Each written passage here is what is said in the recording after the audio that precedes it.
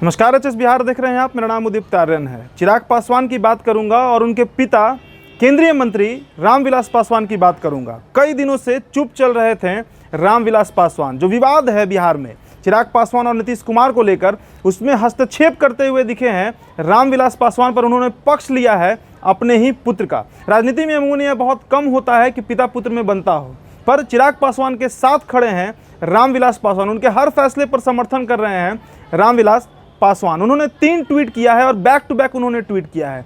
सारा जिक्र किया है जो तमाम मुद्दे हैं, और उनका स्वास्थ्य के बारे में भी जिक्र मिलेगा आपको इस ट्वीट में।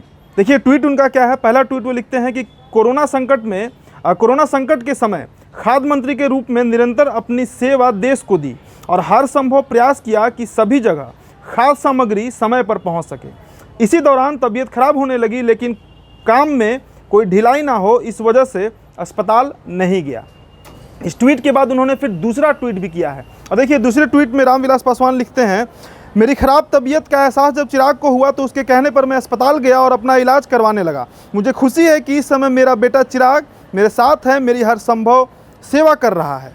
मेरा ख्याल रखने के साथ साथ पार्टी के प्रति भी अपनी जिम्मेदारियों को बखूबी निभा रहा है। और इस ट्वीट के बाद उन्होंने फिर तीसरा ट्वीट किया है, और यह राजनीतिक ट्वीट है जो कहीं ना कहीं एनडीए में टेंशन बढ़ा सकता है। तीसरा ट्वीट करते हैं रामविलास पासवान और उसमें लिखते हैं, मुझे विश्वास है कि अपनी युवा सोच से चिराग पार्टी व बिहार को नई ऊंचाइयों तक ले जाएगा। चिराग के हर फैसले के साथ मैं मजबूती से खड़ा हूं। मुझे आशा है कि मैं पूर्ण स्वस्थ होकर जल्द ही अपनों के बीच आऊँगा। तो यह तीसरा ट्वीट है जो रामविलास पासवान ने किया है। इसके पहले भी जब उनकी तबीयत खराब हुई थी और मीडिया वालों ने उनसे जानने का प्रयास किया था कि जो लगातार विरोध कर रहे हैं चिराग पासवान नीतीश कुमार का, इस पर क्या कहना है, तो उन्होंने कहा था कि फिलहाल वो पार्टी के किसी भी गतिविधि में सम्मिलित नहीं होंगे और चिराग पासवान के फैसले को ही सर्वसम्मति माना जाएगा। तो इससे फिर से स्थापित किया है रामविलास पासवान ने इस ट्वीट के माध्यम से। अब सवाल ये उठता है कि जिस तरीके से लगातार पिछले साल अक्टूबर में जब चिराग पासवान ने बिहारी फर्स्ट यात्रा शुरू की थी, और तब से ही उनके और मुख्यमंत्री के बीच जो दूरियां हैं वो लगातार बढ़ते जा रहा था।